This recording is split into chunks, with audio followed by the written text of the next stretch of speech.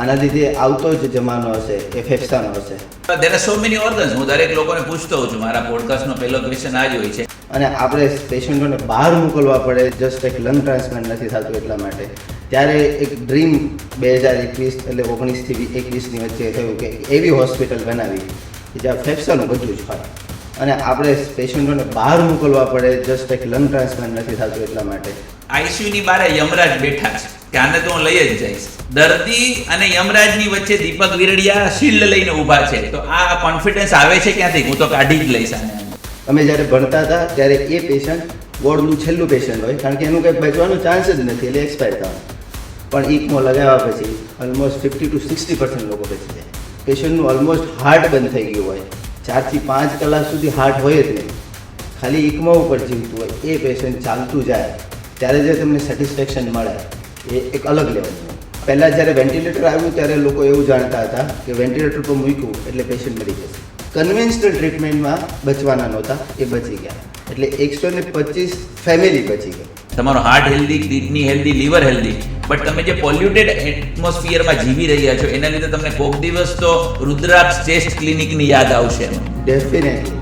તો કોઈ એમ કે સાહેબ ધૂળમાં રમવાથી ઇમ્યુનિટી ડેવલપ થાય ને ધૂળ ઉડે તો એલર્જી થાય, તો આને તમે જસ્ટિફાઈ કરો કે પ્રિયંકા ચોપરા ખુદ અસ્થમેટિક છે, એ બ્રાન્ડ એમ્બેસેડર છે, એ યુઝ કરીને આટલું સરસ કામ કરી શકે, તમે કેમ નથી કરતા? તમે હેરાન થવું છે કે સારી લાઈફ જીવી છે, એ ચોઈસ છે. તો મારું જે સમજવું છે કે જ્યારે તમારી બાજુમાં કોઈ દર્દી હોય છે અને એ ટીબીની દવા લેવા આવ્યો છે ને ખાંસતા ખાતા, તો ત્યારે તમને કોઈ એવું નથી થતું કે આ મને લાગી જવાનું છે, મારી લાઈફ સ્પાન ઓછી થઈ જશે આટલા બધા પેશન્ટ જોયા પછી? How will you protect your self from all the disease patient van you are in a consulting? Any sort of એટલે ગમે તે પ્રકારનો ધુવાડો ફેફસાને માટે નુકસાનકારક જ છે. એ તમારો ફ્લેવર્ડ હોય, નોર્મલ હોય કે રસોઈ કરતાનો ધુમાડો હોય, કોઈ બી ધુમાડો ફેફસાને નુકસાનકારક જ છે અને એ એક કારણ છે કે સીઓપીડી, લંગ કેન્સર ગમે તે કરી શકે.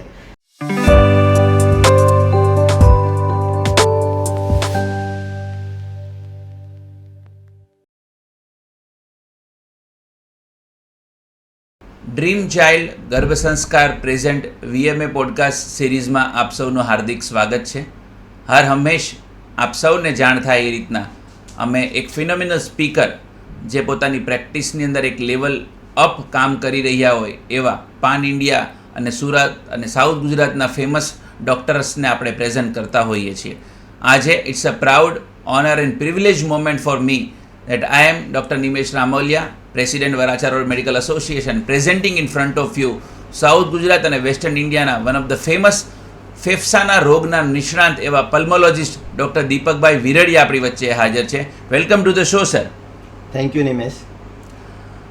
સર, કેટલા ટાઈમથી મારી ઈચ્છા હતી કે તમે પોડકાસ્ટમાં આવો અને આપણે મન મૂકીને વાતો કરીએ કે આપણે સમાજને કઈ રીતે આ ફેફસાના રોગથી આપણે બચાવી શકીએ અને એવા કયા મિથ છે જે આપણે દૂર કરી દેવા છે આજે આ પોડકાસ્ટના સિરીઝથી. તો શરૂ કરીએ વાતચીતનો દોર અને it's a meaningful conversation that about to be happen with doctor Deepakbhai Viradiya.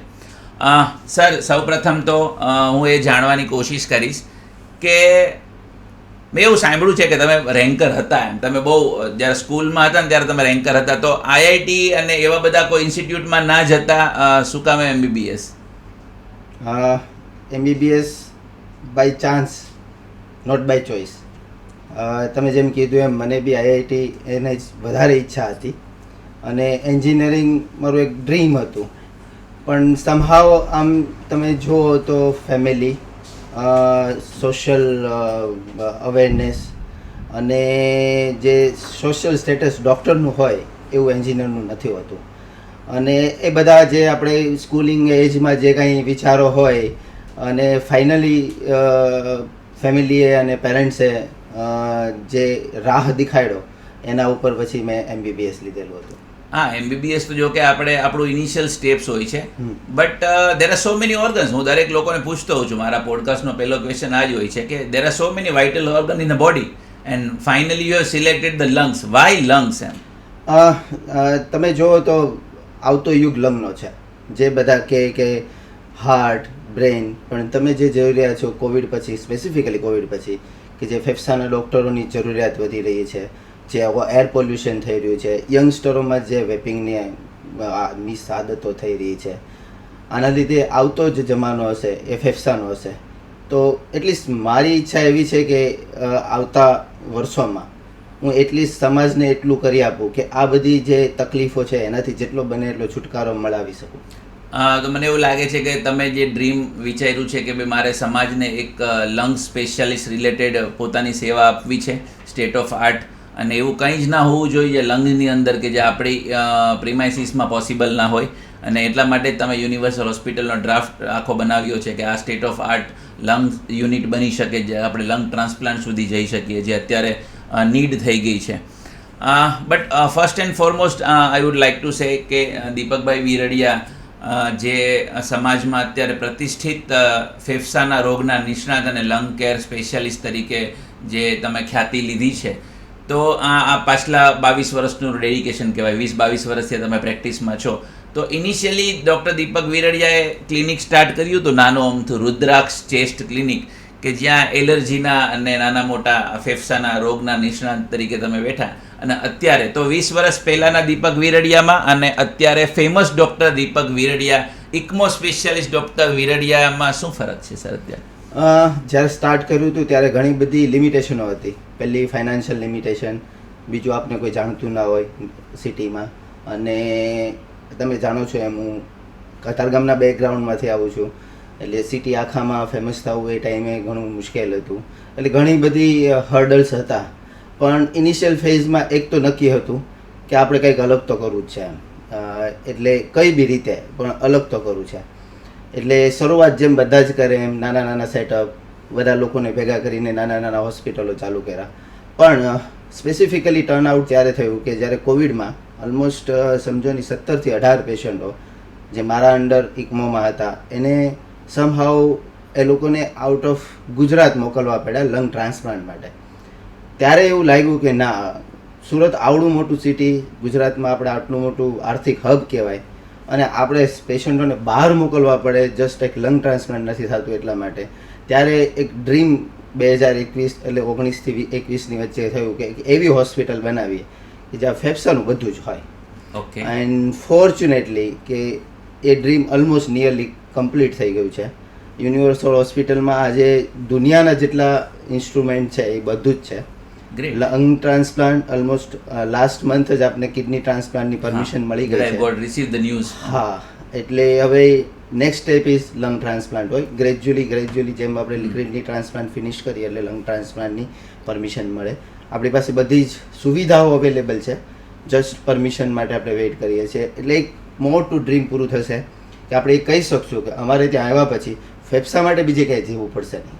Okay, it's a proud moment that someone is from the સ્ક્રેચમાંથી સ્ટાર્ટ કર્યું હોય, તમે એક નાના અમથા ફેમિલીમાંથી આવતા હો અને તમે પોતાના ડ્રીમને આ લેવલ પર મટીરિયલાઇઝ કર્યું છે કે ગ્લોબલી આપણે અક્લેમ થઈ શકીએ કે વેસ્ટર્ન ઇન્ડિયાની અંદર લંગ ટ્રાન્સપ્લાન્ટ ક્યાં ક્યાં થાય છે.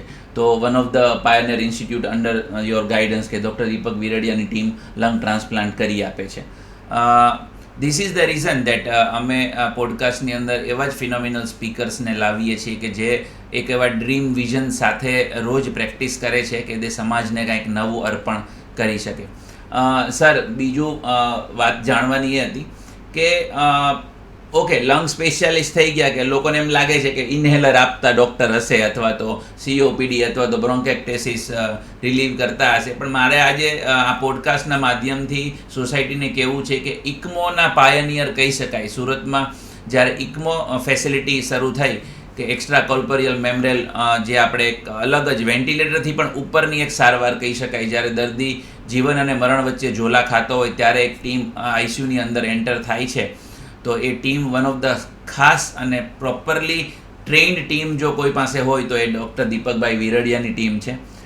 સર, કોઈને ઇકમો સ્ટાર્ટ કરો એમ તો હું છે ને હોમવર્ક કરી લેતો હોઉં ગમે ત્યારે પોડકાસ્ટ કરવાનો હોય ને ત્યારે. તો મેં એવું વિચાર્યું, આમ આંખો બંધ કરીને મેં વિચાર્યું ને તો બધું ICUની બારે યમરાજ બેઠા છે કે આને તો હું લઈ જ જઈશ, અને પછી આવે છે ડૉક્ટર દીપક વીરડિયાની ટીમ ઇકમો લઈને 8 થી 9 દિવસ એને ઇકમો પર રાખે છે. તો દર્દી અને યમરાજની વચ્ચે દીપક વીરડિયા શિલ્ડ લઈને ઊભા છે. તો આ કોન્ફિડન્સ આવે છે ક્યાંથી? હું તો કાઢી જ લઈશ આને અંદર. એક મસ્ત સ્ટોરી કહું. એકચ્યુઅલી ઇકમો છે ને, જ્યારે હું ભણતો હતો, PG કરતો હતો, ત્યારે જે સ્ટાન્ડર્ડ ટેક્સ્ટ બુક હોય એમાં છેલ્લું લાઈન લખેલી હોય કે પેશન્ટને ફેફસા અથવા તો હૃદય કામ ના થાય તો ઇકમો કામ લાગશે, એની આગળ કાંઈ નહીં. એટલે એવું કે આ હશે પણ છે એવું કોઈને ખબર નહીં. પણ ફોર્ચ્યુનેટલી ધીરે ધીરે અમે જોતા ગયા કે આ જરૂર પડે. ઇનિશિયલ ફેઝમાં જ્યારે ઇકમો લેવાની વાત કરી ત્યારે લોકો કન્વિન્સ નહોતા કે આટલી મોંઘી ટ્રીટમેન્ટ કરાવશે કોણ, શું ઇફેક્ટ આવશે, આપણે કરીને ખરાબ તો નથી કરી રહ્યા ને. પણ જે તમે કહો બાય ગોડ ગ્રેસ કે જે આપણું સેન્ટર ગુજરાતનું પહેલું સેન્ટર હતું, જે આપણે ગુજરાતમાં ઇકમો સ્ટાર્ટ કરવાવાળી અમારી પહેલી ટીમ હતી. ગ્રેટ. ઇવન અમે ઓલમોસ્ટ આખા ગુજરાતમાં ઇકમો કર્યા છે. કોઈ એવો જિલ્લો બાકી નથી કે જ્યાં ઇકમો ના કર્યું હોય. ઇવન આઉટ ઓફ ગુજરાતમાં બરાબર અકોલા છે, નાસિક છે, એવા બધી જગ્યાએ કરેલા છે. અને બીજું મોટામાં મોટું એવું છે કે ઘણા બધા ક્રિટિકલ કેર સ્પેશિયાલિસ્ટો ગુજરાતમાં છે જે આપણા ફ્રેન્ડ જ હતા. તો ધીરે ધીરે એમને ટ્રેન કરીને આજે ગુજરાતના બહુ બધા સેન્ટરોમાં ઇકમો સ્ટાર્ટ છે. કે અમે જે એક સ્ટાર્ટ કરેલી હતી જર્ની એ આજે સ્પ્રેડ થઈ રહી છે. હવે જે તમે વાત કરો છો ઇકમો એક ફેન્ટાસ્ટિક, એટલે જ્યારે એમાં સ્પેસિફિકલી તમે એલ્યુમિનિયમ ફોસ્ફાઇડ એટલે કે જે ઘઉંમાં નાખવાની ગોળી હોય છે, તમે જાણ્યું હશે કે ઇવન આપણા વડવાઓએ કહેતા કે ગોળી લીધી એટલે મરી જવાનું. બુકમાં લખ્યું છે 99% મોર્ટાલિટી. અમે જ્યારે ભણતા હતા ત્યારે એ પેશન્ટ વોર્ડનું છેલ્લું પેશન્ટ હોય, કારણ કે એનું કંઈ બચવાનો ચાન્સ જ નથી, એટલે એક્સપાયર થવાનું. પણ ઇકમો લગાવ્યા પછી ઓલમોસ્ટ 50 to 60% લોકો બચી જાય. અને જે આનંદ આવે કે પેશન્ટનું ઓલમોસ્ટ હાર્ટ બંધ થઈ ગયું હોય, 4 થી 5 કલાક સુધી હાર્ટ હોય જ નહીં, ખાલી ઇકમો ઉપર જીવતું હોય, એ પેશન્ટ ચાલતું જાય ત્યારે જે તમને સેટિસ્ફેક્શન મળે એ એક અલગ લેવલની હોય. હા, એટલે હું એ જ કહું છું કે તમને મતલબ વેનેવર યુ તમને એક પહેલો કોલ આવે કે સર એક એલ્યુમિનિયમ ફોસ્ફાઇડ વાળું પેશન્ટ આવ્યું છે ને now it is a requirement કે એ લોકો ઇકમો માટે કન્વિન્સ થઈ ગયા છે ફાઇનાન્શિયલી, કારણ કે આમાં બે સ્ટ્રેઇન છે. પબ્લિકને કન્વિન્સ કરવા માટે તમારે ફાઇનાન્શિયલી પણ કન્વિન્સ કરવું પડે કે આ બહુ મોંઘી ટ્રીટમેન્ટ છે અને આના થોડા પેરામીટર્સ આમ છે અથવા તો ચાન્સીસ આટલા છે. અને બીજું છે કે એને વિશ્વાસ બતાવવો કે આ સ્ટાર્ટ કરશું પછી લાઇકલી ટુ બી કે તમારું દર્દી ઘરે ચાલ્યું જશે. ઓકે, તો એ ત્યારે મનમાં શું ગડમથલ ચાલતી હોય છે કે આપણે આને કઈ રીતે કન્વિન્સ કરશું અથવા તો કઈ રીતે વિશ્વાસ અપાવડાવશું કે તમે અમારી પાસે આવ્યા છો તો અમે તમને જીવ આપવાની પૂરેપૂરી કોશિશ કરશું, એમ શું કે મેઇન તો છે જો એક તો સેલ્ફ કોન્ફિડન્સ હોવો જોઈએ. પહેલાં તો આપણે કન્વિન્સ હોવા જોઈએ કે આ પેશન્ટમાં આપણે કરી શકીએ એમ છે ને મે બી આપણે બચાવી શકશું. એટલે જ્યારે અમે પેશન્ટ જોઈએ કે જ્યારે અંડર મતલબ સર્ટન ઇન્ડિકેશનમાં છે અને સર્વાઇવેબલ છે, ત્યારે અમે મતલબ જે રિલેટિવ હોય એને મેક્ઝિમમ એફોર્ટ કરીએ કે કરવું જ જોઈએ. ઘણીવાર પેશન્ટો ફાઇનાન્શિયલી વિચારતા હોઈએ, પણ આમ જોવા જાઓ ને તો ફાઇનાન્શિયલી કરતાં માણસની લાઈફ વધારે ઇમ્પોર્ટન્ટ હોય. એટલે મોસ્ટ ઓફ કેસમાં એવું થાય કે ફેમિલી ફાઇનલી કન્વિન્સ થઈ જાય કે ના આપણે આ કરવું જોઈએ. બેઝિકલી કેવું છે કે ઇકમો સ્ટાર્ટ કરીએ અથવા તો આવી કોઈ લાઈફ સપોર્ટ સિસ્ટમ સ્ટાર્ટ કરતા હોય ત્યારે કેટલા દિવસ દર્દી રહેશે એ ખબર નથી હોતી.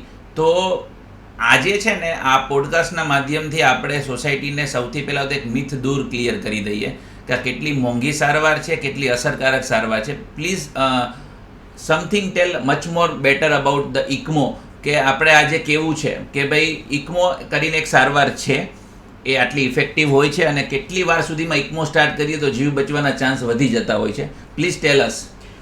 પહેલાં જ્યારે વેન્ટિલેટર આવ્યું ત્યારે લોકો એવું જાણતા હતા કે વેન્ટિલેટર પર મૂક્યું એટલે પેશન્ટ મરી જશે. પણ હવે તમે જુઓ ઓલમોસ્ટ બધા જ લોકો જે આઈસીયુમાં હોય એ વેન્ટિલેટર ઉપર જ હોય છે અને બધા જ જીવે છે.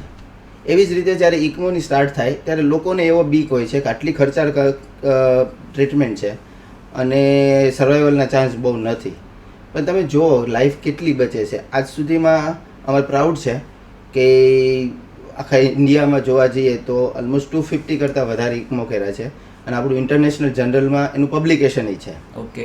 અને એમાં અમારું 60% સર્વાઈવલ રેટ છે. ગ્રેટ. એટલે સમજી શકો કે 250માંથી 125 પેશન્ટ જે કન્વેન્શનલ ટ્રીટમેન્ટમાં બચવાના નહોતા એ બચી ગયા.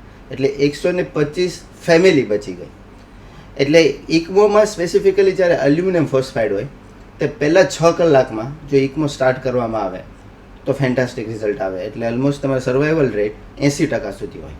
ઇનિશિયલી તમારી ટીમને કન્સલ્ટ કરવામાં આવે કે પહેલાં તમને ઇન્ફોર્મ કરવામાં આવે ત્યારે? હા, એટલે પહેલાં 6 કલાકમાં જેનું ઇકમો સ્ટાર્ટ થઈ જાય એ લોકોનું સર્વાઈવલ રેટ 80% ઉપર હોય. નોર્મલી કોઈ લંગ ડિઝીઝની પ્રેક્ટિસ શરૂ કરતા હોય સર, તો એની પાસે મોર ઓર કેસ બધા આવતા હોય, શરદી, ખાંસી, એલર્જી, ઉધરસ, જૂની ઉધરસ, અને સ્પેશિયલી લંગ્સ બાબતે તો લોકો ઇન્ડિયામાં ત્યારે જ કોન્શિયસ થતા હોય જ્યારે ટીબી થઈ જાય ત્યારે, કે ભાઈ મને ટીબી થઈ ગયો છે, હવે આપણે કોઈ ફેફસાના ડૉક્ટરને બતાવવું પડશે. ત્યાં સુધી લોકો ફેફસાને બહુ મહત્ત્વ આપતા નથી જેટલું હૃદયને કીડનીને આપે છે. થોડું ઘણું લીવરને પણ આપતા હશે, પણ ફેફસા અત્યાર સુધી સૌથી મતલબ કેવું છે કે અવગણાયેલા ઇગ્નોર બ્રાન્ચ કે ઇગ્નોર પેલું કહેવાય ઓર્ગન, કે એનું કંઈ કરવાની જરૂર નથી, કે એ થોડું ઇઝીલી બગડે છે. તો આ મારે આજે પૂછવું છે સર તમને, કે આ ઇઝીલી બગડતું નથી પણ ધીરે ધીરે તો બગડે જ છે. તો આની આ જે ગ્રેજ્યુઅલ ડિટોરિએશન થાય છે એના રિલેટેડ તમે કંઈ કહો ને, કે વાય આ lungs is being not directly involve but ધીરે ધીરે તમારી ઓછી કરી નાખે છે લાઈફની. હવે આ છે ને મારા ઓલમોસ્ટ જે મેડિકલ લેક્ચર હોય છે એની પહેલી સ્લાઇડ હોય છે કે તમે 80s જાઓ તો એક જોડી હતી, અમિતાભ બચ્ચન અને શશી કપૂર. અમિતાભ બચ્ચન હંમેશા ફેમમાં રહે, શશી કપૂર ક્યારેય ના હોય. પણ તમે જુઓ કે શશી કપૂરને કાઢી નાખો તો ફિલ્મ હિટ ના થાય. એવી જ રીતે ફેફસાની બાજુમાં હાર્ટ નામનું એવું ગ્લેમરસ ઓર્ગન છે કે હાર્ટને લીધે ફેફસાને કોઈ દિવસ કંઈ મહત્ત્વ આપ્યું નથી. અને બીજું, ભગવાને એની કેપેસિટી એટલી બધી આપી છે, મતલબ આપણે યંગ એજમાં એક ફેફસું કાઢી નાખો તો બી તમે ઇઝીલી જીવી શકો. એટલે ભગવાને આપણી જરૂરિયાત કરતાં મે બી 4 times 5 times કેપેસિટી આપી છે લંગમાં. એટલે જ્યારે ઇનિશિયલી તમારું ડિટોરિએશન થઈ જાય ને 50% તમારી કેપેસિટી જતી રહે છતાં બી તમે નોર્મલ કામ કરી શકતા હોય. એટલે મોસ્ટ ઓફ કેસમાં પેશન્ટ એ રિકોગ્નાઇઝ જ નથી કરતું કે મારું લંગ ખરાબ થાય છે. ઓકે, એને કોઈ અર્લી સિમ્ટમ જ ના આવે. હવે તમે સ્મોકિંગ કરતા હોય, સ્મોકિંગમાં સિમ્ટમ ક્યારે આવે કે તમારી lung capacity reduce to less than 60%, ત્યારે સિમ્ટમ ચાલુ થાય. પણ ઇનિશિયલ ફેઝમાં આવે એ 60%માં તો 25 વર્ષ સ્મોકિંગ થઈ ગયું હોય. હા, થઈ ગયું હોય. એટલે પેશન્ટ હાર્ટમાં કેવું છે, છાતીનો દુખાવો થાય તો લોકો ડરી જાય, કિડનીમાં છે પેશાબ ઓછો થાય તો બી ડરી જાય. પણ આમાં એવું કંઈ છે જ નહીં. સર્ટન ટાઈમ કેવું હોય કે પેશન્ટનો ટોલરન્સ અલગ હોય.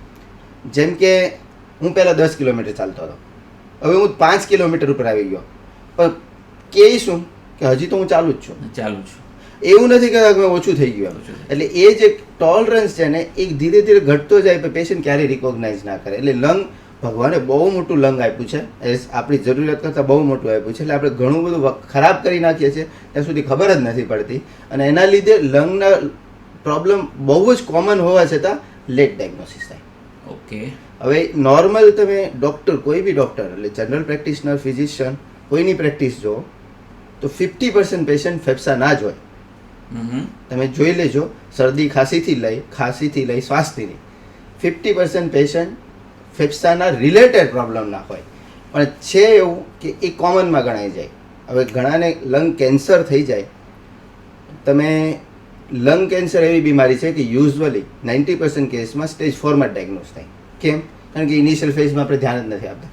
થોડી ઘણી ખાંસી થાય, ઓકે, ઘણીવાર લાંબી ખાંસી 2 મહિનાની થઈ ગઈ તો ઓકે, ટીબી થયો હશે, આ થયો હશે, એવું મિસડાયગ્નોઝ કરીને ચલાવવા રાખવામાં આવે. સરજી, બેઝિકલી કેવું હોય છે કે નોર્મલી લીવર, ચાલો કે દારૂ પીને લીવર ખરાબ થઈ ગયું અથવા તો કિડની ખરાબ થઈ ગઈ, પણ લંગ્સની અંદર કોઈ એવી ફૂડ ઇફેક્ટ નથી કે આ ફૂડ ખાવાથી લંગ્સ આવ્યું, એક્સેપ્ટ સ્મોકિંગ અને વેપિંગ. ઓકે, તો વેપિંગ તો આપણે અલગથી લેશું કે એ ફ્લેવર સ્મોકિંગ તમે કેટલું ઇનિશિએટ વિચારો છો આના રિલેટેડ. સ્મોકિંગ તો આપણને ખબર છે કે ચાલો વર્લ્ડમાં આખું વર્લ્ડ સ્મોકર છે અને lung cancer is a top most level પર કેન્સર, પછી બાકી બધા કેન્સર આવે. તો મારો કહેવાનો મતલબ એમ છે કે અગર લોકો ખરાબ ખોરાક ખાય તો એ જીવી તો જાય જ છે, દારૂ પીને જીવી તો જાય જ છે, પણ લંગ્સ માટે જે મેઇન વસ્તુ હોય છે એ શુદ્ધ હવા એ નથી મળતી. એના લીધે લંગ્સ ધીરે ધીરે ડિટોરિએટ થાય છે. તો આ પોલ્યુશન ઇઝ અત્યારના આ જનરેશનને કેટલી હદે લંગ પર ઇફેક્ટ કરી રહ્યું છે? પોલ્યુશનને તમે કયા ફેક્ટરમાં ગણો? ટોપમોસ્ટ ફેક્ટરમાં ગણો કે આના લીધે તો તમને એમ ભલે હેલ્ધી હોવ, તમે તમારો heart healthy, kidney healthy, liver healthy, but તમે જે પોલ્યુટેડ એટમોસ્ફિયરમાં જીવી રહ્યા છો એના લીધે તમને કોક દિવસ તો રુદ્રાક્ષ ચેસ્ટ ક્લિનિકની યાદ આવશે એનો. ડેફિનેટલી. એટલે અત્યારે પહેલાં smoking was the one of the cause for ફેફસાની બીમારી માટેનું એક મેઇન કારણ હતું. હવે એર પોલ્યુશન ઇક્વિવેલન્ટ છે, અને એમાંય તે આપણી જેવા ડેવલપિંગ કન્ટ્રીમાં આટલું બધું ઇન્ડસ્ટ્રીયલાઇઝેશન થઈ રહ્યું છે, આટલું બધું ડેવલપમેન્ટ થઈ રહ્યું છે, ઇન્ફ્રાસ્ટ્રક્ચર ડેવલપ થઈ રહ્યા છે, હવે આપણે અહીંયા સુરતમાં બી 7 વાગ્યા પછી નીકળો તો તમને ખબર પડે કે એર ક્વોલિટી કેટલી ખરાબ છે. વચ્ચે વોર્નિંગ બી આવેલી. એટલે જે એર પોલ્યુશન આપણે ઇન્હેલ કરી રહ્યા છીએ એ ઇક્વલન્ટ ટુ સ્મોકિંગ છે હવે. એટલે એ ડેમેજ તો ડેફિનેટલી કરી રહ્યું છે. એટલે air pollution is a major impact in India specifically. હવે ડેવલપિંગ કન્ટ્રી છે, આ બધું તો અટકવાનું નથી જ, એટલે આ બધું થવાનું જ છે. પણ air pollution is definitely one of the શું કહેવાય હઝાર્ડિયસ ઇફેક્ટ અને લંગને ખાઈ જતું એક ખરાબ વસ્તુ છે. પણ એની ડાયરેક્ટ ઇફેક્ટ નથી આવતી ને સર, કે આજે એર પોલ્યુશન અંદર ગયું ને કાલે તમે બીમાર પડ્યા, એટલે લોકો કોન્શિયસ નથી. તો તમારા જે કોન્શિયસ કરવાના છે કે આ ભલે સ્મોલ પાર્ટિકલના સેન્સમાં રોજ ઇન્હેલ થાય છે, પણ એની લેટર ઓન ઇફેક્ટ તો બહુ ખરાબ આવવાની. તો what are the message that you pass on to society via this podcast, particularly કે એર પોલ્યુશન તમારા લંગ્સને કેટલી હદે ઇફેક્ટ કરી રહ્યા છે? Air pollution is major effect, major cause for lung injury. એટલે મેઇન કારણ છે. હવે જેમ તમે કીધું એમ એ સ્લો પોઈઝનિંગ જેવું છે. ઇમિડિયેટલી કંઈ નથી કરવાનું, અને જ્યારે કંઈ ઇફેક્ટ આવશે ત્યારે ઓલમોસ્ટ એટલી લેટ થઈ ગઈ હશે કે આપણે પછી કંઈ કરી નહીં શકું. એટલે prevention is better than cure. એટલે જેટલું બને એટલું એનું એક્સપોઝર ઘટાડો. હવે એક્સપોઝર ઘટાડી કઈ રીતે શકીએ? કારણ કે હવે સર્ટન થિંગ આપણા હાથમાં નથી. જેમ કે ઇન્ફ્રાસ્ટ્રક્ચર ડેવલપમેન્ટ છે, ઇન્ડસ્ટ્રીયલાઇઝેશન છે, એ આપણા હાથમાં નથી. ગવર્મેન્ટ એની ટ્રાય કરે છે કે થોડું થોડું જે બને એમ ઓછું કરવું, ગ્રીન બેલ્ટ બનાવો, ઇન્ડસ્ટ્રીઓને એર ક્વોલિટી ઇન્ડેક્સ સુધારવો, એનું મોનિટરિંગ કરવું, ઇન્ડસ્ટ્રીયલ એરિયા બહાર લઈ જવા, રેસિડેન્ટ એરિયાથી બહાર લઈ જવા. પણ એઝ આપણે આપણી રીતે શું કરી શકીએ? તો બેઝિકલી એક તો કોવિડમાં આપણે ટેવ પડી જ ગઈ હતી કે માસ્ક પહેરવાની. એટલે મારા પર્સનલ સલાહ છે કે તમે જ્યારે બી બહાર નીકળો અને સ્પેસિફિકલી જ્યારે AQI ઇન્ડેક્સ ખરાબ હોય ત્યારે માસ્ક કમ્પલસરી રાખો. અને જાહેર જે રસ્તાઓ છે જેટલું બને એટલું એક્સપોઝર ઓછું રાખો. ગાર્ડન છે, ગ્રીનરી છે, સૂર્યપ્રકાશ જ્યાં આવતો હોય એવા જગ્યાએ વોકિંગ કરો, એ બધું વધારે કરો. સર અત્યારે છે ને લોકોને પોતાની ચિંતા હોય એના કરતાં એના બાળકોની ચિંતા વધારે હોય છે કે મારા બાળકોનું ભવિષ્ય શું. અમે તો જીવી લીધું, અમે તો પાસ ઓન કરી લીધું, હવે તો અમારી બહુ ગઈને અડધી રહીને આ બધા શબ્દો બહુ સાંભળતા હોઈએ છીએ કે અમે અમારા બાળકોને એક સારું જીવન આપવા માગીએ છીએ. તો એ લેવલ પર તો બાળકો બહુ બીમાર પડી રહ્યા છે. સ્પેસિફિકલી અસ્થમા આવી જવો હોય તો બહુ મોસ્ટ કોમન થઈ ગયું છે તે બાળકોને. તો એ બાળકોને આ અસ્થમા અથવા તો એની કોઈ ઇમ્યુનિટી ડેવલપ નથી થતી, એનું કારણ છે કે એના લંગ્સ પ્રોપર કામ નહીં કરતા અથવા તો એવા એટમોસ્ફિયરમાં જીવતા હોય. તો એના માટે તમે શું એડવાઇસ આપશો કે how to make secure the child life, next life in terms of air pollution and how make their lungs healthy? હેલ્થમાં હાઇજીન હાઇપોથિસિસ છે. તમે પહેલાંના જમાનામાં જોશો તો કે આપણી ઇન્ડિયન કોન્ટિનેન્ટમાં એલર્જી એટલી કોમન નહોતી, વેસ્ટર્ન કન્ટ્રીમાં વધારે હતી. જેટલી ચોખ્ખાઈ રાખો એટલું સારું છે, પણ સાથે સાથે તમારું શરીરને જે એન્વાયરમેન્ટ છે એનાથી દૂર લઈ જાય. એટલે આપણે કે મારા ફોરફાધર ધૂળમાં રહેમાં છે, એ લોકોને એલર્જી નહોતી થતી કારણ કે ધૂળ વોઝ નોર્મલ એટમોસ્ફિયર ફોર. મારા છોકરાને મારા છોકરાના છોકરા એનાથી ઘણા દૂર થઈ ગયા છે, તો હવે ધૂળ એમના માટે એલર્જન થઈ જાય છે. એટલે મેડિકલમાં એવું છે કે જેટલું તમે ચોખ્ખાઈ રાખો એ સારું છે, પણ નોર્મલ લાઈફને સાથે રાખો. મતલબ જે છોકરાઓ છે એને આઉટસાઇડ ગેમ રમવા દો, ખાલી મોબાઈલ ઉપર અને ઇન્ડોર ગેમ ના રમાડો, આઉટસાઇડ ગેમ રમવા દો. પહેલેથી જ એને સ્પેસિફિકલી સ્મોકિંગ અને વેપિંગ, કારણ કે જ્યારે એ કોલેજ કે સ્કૂલમાં જાય છે આ દૂષણો બહુ જ વધી ગયા છે. એટલે પહેલેથી મેન્ટલી એને પ્રિપેર રાખો કે આનાથી આપણે દૂર રહેવાનું છે. અને બીજું, નાનપણથી જેમ આપણે હૃદય માટે કેટલા કોશિયસ હોઈએ છીએ ડાયટ માટે, એક્સરસાઇઝ માટે, એમ નાનપણથી જ એવી ટેવ પાડો કે હેલ્ધી એર હોય ત્યાં જવું, કોને હેલ્ધી હેર કહેવાય અને કઈ કઈ એક્સરસાઇઝ કરવી જોઈએ. આવું બધું રાખવાથી નાની નાની વસ્તુઓ લાંબા સમયે ઘણી મોટો ફરક પાડી શકે. You have to justify this sentence what I am right now going to tell you that કે ધૂળમાં રમવાથી તમારી ઇમ્યુનિટી ડેવલપ થશે. તો કોઈ એમ કે સાહેબ ધૂળમાં રમવાથી ઇમ્યુનિટી ડેવલપ થાય ને ધૂળ ઉડે તો એલર્જી થાય, તો આને તમે જસ્ટિફાઈ કરો એમ? હું એવું નથી કહેતો કે ધૂળમાં જઈને રમો, પણ હું એવું કહું છું કે નોર્મલ એન્વાયરમેન્ટ જે આઉટડોર એક્ટિવિટી છે એ કન્ટિન્યુ રાખો. જેટલું તમે આઉટડોરથી મતલબ એન્વાયરમેન્ટથી દૂર જશો તો તમારું શરીર એન્વાયરમેન્ટને ઓળખતા તકલીફ આપશે, અને જ્યારે એ તકલીફ આપશે એને જ એલર્જી કહેવાય. એટલે એને નાનપણથી જ આઉટડોર એક્ટિવિટી, ઇવન નોર્મલ ઘાસ, વૃક્ષો છે એની સાથે સંપર્કમાં રહેવા દો કે જેથી એ એન્વાયરમેન્ટનો એક પાર્ટ બનીને રહે. હું એવું નથી કહેતો કે સીધું ધૂળમાં પડો. આજે ડૉક્ટર દીપક વિરડિયાએ ખૂબ જ એક સરસ મેસેજ આપ્યો છે in terms of our child health કે તમારું બાળક જો ઇન્ડોર ગેમ જ રહીમાં રાખશે ને મોબાઈલ એડિક્ટેડ થઈ જશે ને તો એને એટમોસ્ફિરિકના જે વેરિએશન્સ છે, એટમોસ્ફિયર તમને શું આપે છે, વાતાવરણથી શું ફાયદા છે, એ એક પણ નહીં થાય. Let your child go to outside in the sunlight and make familiar with the atmospheric and weather climate સાથે એને કઈ રીતના એડપ્ટેશન કરી શકાય, જેથી કરીને તમારું બાળક ક્યારેય ટ્રેકિંગ પર જાય બીજા એટમોસ્ફિયરમાં તો ત્યાં ટ્રેકિંગ પણ સારી રીતે કરી શકે.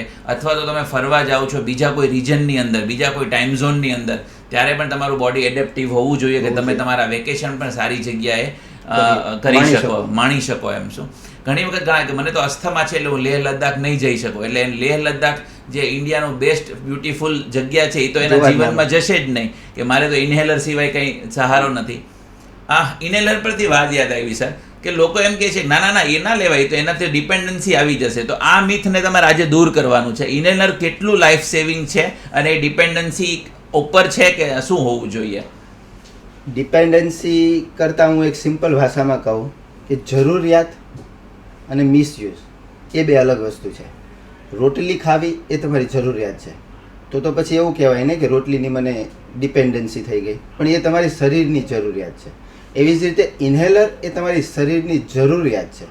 હવે મારા ક્લિનિકમાં બહુ બધા પેશન્ટો આવે, સ્પેસિફિકલી એ લોકો ઇન્હેલરથી એટલા માટે બીવે છે કે સોશિયલ સ્ટિગ્મા.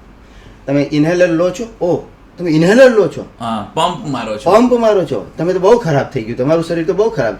પણ બેઝિકલી બહુ બધા લોકો, ઇવન સેલિબ્રિટી, હું તો ઘણીવાર ઉદાહરણ બી આપતો હોઉં છું કે પ્રિયંકા ચોપરા ખુદ અસ્થમેટિક છે, એ બ્રાન્ડ એમ્બેસેડર છે, એ યુઝ કરીને આટલું સરસ કામ કરી શકે, તમે કેમ નથી કરતા?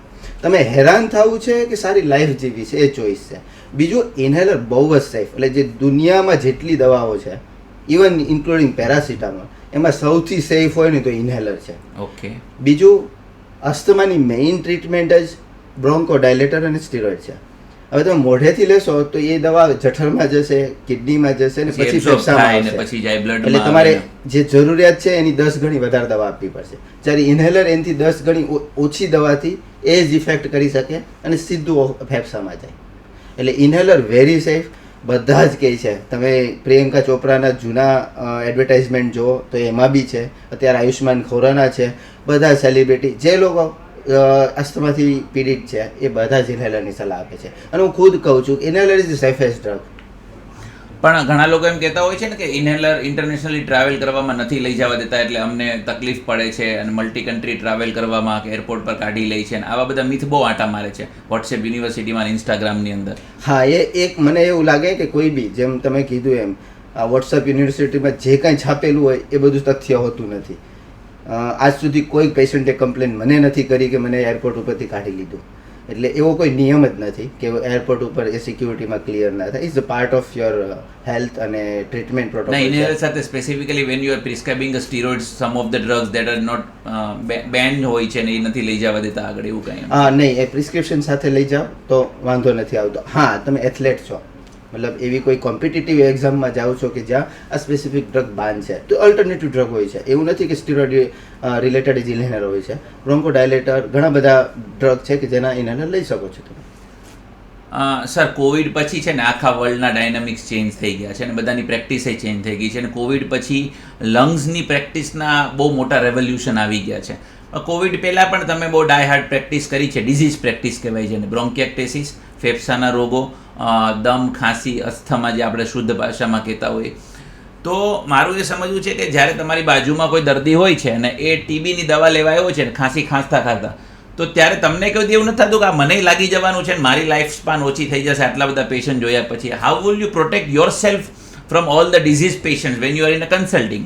હા, દેખો, હવે આમાં એવું છે કે જ્યારે તમારો પ્રોફેશન જ એવો છે હાઈ રિસ્ક પેશન્ટ, હવે તમે સેનાના હૃદયના રોગ ને હૃદય રોગ નહીં થઈ જાય, તમે સમજો. એટલે સર્ટન કાર્ડિયોને ડિઝીઝ જોવામાં વાંધો નથી, લીવરને જોવામાં વાંધો નથી, પણ હાવ તમે આ હિંમત કેમ કેળવો છો એમ કે ભાઈ મને તો થઈ જ જાય કદાચ સામેવાળો ખાંસે, પાર્ટિકલ્સ આવે મને, એમાં માઇક્રો ઓર્ગેનિઝમ હોય, તો એના માટે હું પૂછું છું. 2-3 વસ્તુ છે. એક તો પ્રોટેક્શન, એટલે અમે યુઝ્યુઅલી ઓપીડી જ્યારે પેશન્ટ જોઈએ ત્યારે સેફ ડિસ્ટન્સ રાખવાનું. બીજું, જો ટીબીનો ઓપન કેસ હોય તો એને બી માસ્ક, અમારે બી માસ્ક કમ્પલસરી હોય. ઓલવેઝ એર સર્ક્યુલેશન હોય, જે સ્ટાન્ડર્ડ પ્રોટોકોલ છે એ પ્રમાણે રાખીએ. અને બીજું, તમારી ખુદની હેલ્થ બહાર સારી હોવી જોઈએ, ભૂખા પેટે નહીં. હંમેશા ફૂલ પેટ સાથે પ્રેક્ટિસ કરવાની. એટલે જ્યારે તમે પેશન્ટ જોતા હોય ત્યારે ફૂલ પેટ સાથે હોય. બીજું, જ્યારે તમે ઇલ ફીલ કરતા હોય એટલે થોડા ઘણા માંદા જેવું ફીલ કરતા હોય તો avoid to see a patient. એ ટાઈમે પેશન્ટ ના જુઓ. બીજું છે કે ઇમ્યુનિટી, કે જેટલું તમે વધારે એક્સપોઝ થાવ તમે એની ઇમ્યુનિટી આવે. એટલે મે બી એક ફેક્ટર ચેસ્ટ ફિઝિશિયનને એવું હોય કે અમે જ્યારે સ્ટાર્ટ કરીએ પ્રેક્ટિસ, કે જ્યારે ભણવાનું સ્ટાર્ટ કરીએ ત્યારથી જ આ બધાને એક્સપોઝ થતા રહેતા હોય. સમ સોર્ટ ઓફ વેક્સિનેશન અમારું થતું રહેતું હોય, સ્મોલ ડોઝમાં અમારું વેક્સિનેશન થતું રહેતું હોય. એટલે મે બી અમારા શરીરમાં થોડી ઇમ્યુનિટી બીજા કરતાં વધારે બી હોય સર. લંગ્સ માટે એક વરદાન સમાન કહી શકાય તો એ છે ન્યુમોકોકલ વેક્સિન. ન્યુમોકોકલ વેક્સિનને તમે કયા લેવલ પર આપો છો કે આ સમાજને એક વરદાન મળ્યું છે સાયન્ટિસ્ટો તરફથી કે ન્યુમોકોકલ વેક્સિન ના હોત તો અત્યારે દીપક વિરડિયા રોજના 400 પેશન્ટ જોતા હોત in terms of pneumonia and all this in lung disease. How will you rate the pneumococcal vaccine is useful for the entire mankind? Pneumococcal vaccine specifically નાના છોકરાઓને અને જે ઓલ્ડર એજ છે, મોર દેન 55 યર્સ છે, એને લોકોએ લેવી જ જોઈએ. કારણ કે એ ઇન્ટરનેશનલી WHO રિકમેન્ડેડ ગાઈડલાઇન છે. ઇવન જે 50 વર્ષના છે અથવા તો એના બી નાના છે, પણ જેને કોઈ એવી બીમારી છે કે જે ઇમ્યુનો સપ્રેસિવ છે, જેમ કે કિડનીની બીમારી છે, લીવરની બીમારી છે, HIV છે, કેન્સર છે, તો એ લોકોએ બી લેવી જોઈએ. હવે વેક્સિન ઇન્ફેક્શન પ્રિવેન્ટ નથી કરતી. તમે કોવિડ વખતે બી સાંભળ્યું હશે કે એને ઇન્ફેક્શન પ્રિવેન્ટ ના કરે, પણ એ સિવિયર ફોર્મ પ્રિવેન્ટ કરે. એટલે ડેફિનેટલી એ સિવિયર ફોર્મ બહુ જ પ્રિવેન્ટ કરે, ICU એડમિશન ઘટાડે, અને ઇન્ટરનેશનલી જેટલા બી પ્રેરિસ થયા છે ડેફિનેટ એની સારી ઇફેક્ટ છે. સરજી, બેઝિકલી કેવું હોય છે કે એક જનરેશન ટુ જનરેશન આખો ચેન્જ થતો હોય છે, વે ઓફ લિવિંગ. તમારું જનરેશન ને પછી મારું જનરેશન, તો બંનેના વે ઓફ લિવિંગ અલગ અલગ હતા. હવે આવે છે જેન ઝી ને પછી જેન આલ્ફા. તો એ બધાની ડેઇલી હેબિટ્સ, પ્રેક્ટિસ એ બધું અલગ અલગ છે. તો એને આની ડેઇલી ધ વે ઓફ લિવિંગથી લંગ્સ ઇફેક્ટ થઈ રહ્યા છે. Specifically my indication to the smoking and vaping. તો યંગસ્ટર્સ એવું કહે છે કે ફ્લેવર્ડ વેપિંગ હોય તો ખાલી સ્ટ્રોબેરી ફ્લેવરનું છે, ધુમાડો લઉં છું, બીજું કાંઈ નથી, અંદર થોડું નિકોટિન છે. તો please aware the society and the all the parents out there કે આજે દીપક વિરડિયા શું સંદેશ આપવા માગશે કે તમે તમારા બાળકોને સ્મોકિંગ એટલે કે સ્પેશિયલી નિકોટિન અને હવે આવ્યું છે ફ્લેવર્ડ સ્મોકિંગ કે અલગ અલગ વેપ લે છે જેને આપણે ઈ સિગરેટ કહીએ છીએ, તો એના વિશે દીપક વિરડિયા સમાજને શું સંદેશ આપવા માગશે? એની સોર્ટ ઓફ એટલે ગમે તે પ્રકારનો ધુવાડો ફેફસાને માટે નુકસાનકારક જ છે. એ તમારો ફ્લેવર્ડ હોય, નોર્મલ હોય કે રસોઈ કરતાનો ધુમાડો હોય, કોઈ બી ધુમાડો ફેફસાને નુકસાનકારક જ છે. અને એ એક કારણ છે કે COPD, લંગ કેન્સર ગમે તે કરી શકે. હા, બધાની વધતી ઓછા પ્રમાણની ઇફેક્ટ હોઈ શકે. એટલે ઇવન ફ્લેવર સ્મોકિંગ કહો કે આ વેપિંગ કહો, એ ડેફિનેટલી એ લંગને હાર્મ તો કરે છે. હા, સર્ટન કાર્સિનોજન ઓછા હોય એમાં, કારણ કે આપણે ડાયરેક્ટ તમાકુ નથી ઇન્હેલ કરતા, પણ એ સેફ તો નથી જ. એટલે આઈ વિલ નોટ રિકોમેન્ડેડ કે આવું બધું આ નથી લેતા એટલે આ લઈએ છે, એ કોઈ એક્સક્યુઝ જ ના હોવો જોઈએ. ઘણી વખત કેવું હોય છે કે લોકો એમ કહે છે કે આની અંદર નિકોટિન બેઝ હોય છે જે વસ્તુ, એ તમારા બ્રેઇનને ટ્રેન કરે છે કે તમને એની આદત પાડવા માટે, ડોપામાઇન રિલીઝ કરવા માટે કે થોડુંક નિકોટિન ગયું એટલે મજા આવી. ઓકે, તો સેમ થિંગ કે થોડો ફ્લેવરવાળો, જેમ કે હુક્કા બધા જો ફ્લેવરના લે છે તો એના લીધે લંગ્સ જે ડિટોરિએટ થાય છે, પણ એ ધીરે ધીરે નથી થતા. એટલે જેનજીસ અત્યારે એટલા બધા અવેર નથી કે ભાઈ આની ઇમિડિયેટ ઇફેક્ટ તો નથી આવવાની, થોડી વાર આપણે ટ્રાન્સમાં ચાલ્યા જાય એટલે થોડી વાર મજા આવી એમ છે. પણ બેઝિકલી કેવું છે કે લંગ્સને આપણે હેલ્ધી રાખવા છે. તો તમે એવું કીધું કે વેક્સિન લઈ શકાય કોઈ રોગને પ્રિવેન્ટ કરવા માટે કે એની સિવિયરિટી ઓછી થાય, રોગ તો થવાનો છે તો થશે જ, પણ લંગ્સ હેલ્ધી રાખવા માટે દીપક વિરડિયા પોતે શું ખાસ કરી રહ્યા છે પોતાના લંગ્સને હેલ્ધી રાખવા in terms of diet, exercise and way of living? અને તમે સમાજને શું સંદેશો આપવા માગશો કે તમારા લંગ્સ કેમ હેલ્ધી રહે? ફેફસાને હેલ્ધી રાખવા માટેની એક જ રસ્તો છે કે બને એટલું તમે ફેફસા જે ઇન્હેલ કરો છો, મતલબ હવા, એ જેટલી શુદ્ધ હશે એટલું તમારું લોંગ ટર્મનું લંગની હેલ્ધીનેસ વધારે રહેશે.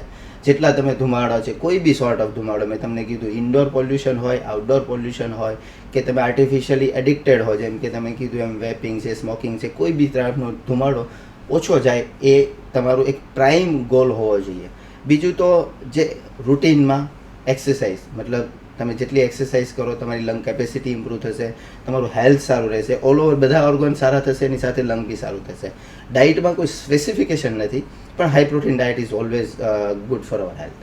આ તો થઈ લંગ્સને બચાવવાની વાત. લંગ્સની કેપેસિટી ઇન્ક્રીઝ કરવી હોય કે કેપેસિટી એઝ ઇટ ઇઝ રાખવી હોય, લંગ્સની એક્સપાન્શન કેપેસિટી કે ઇન્હેલિંગ કેપેસિટી, એના માટે are you suggesting some kind of yogasana and some kind of pranayama or some kind of daily regular walking અથવા તો running exercise so that your lung can sustain a long?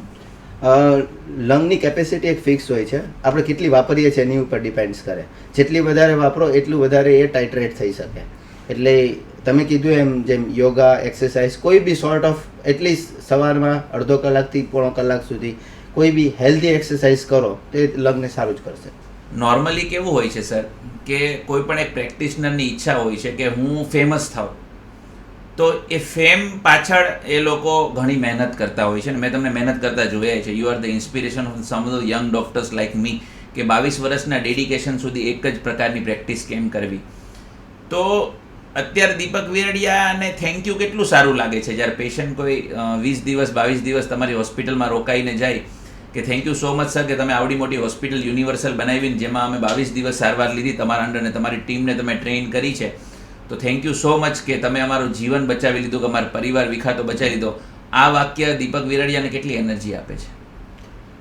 આ એક મોટું કોમ્પ્લિમેન્ટ કહેવાય. જ્યારે પેશન્ટ અને પેશન્ટના સગા તમને થેન્ક યુ કહીને જાય, એ ખુશ થઈને જાય, એ સૌથી મોટું કોમ્પ્લિમેન્ટ હોય.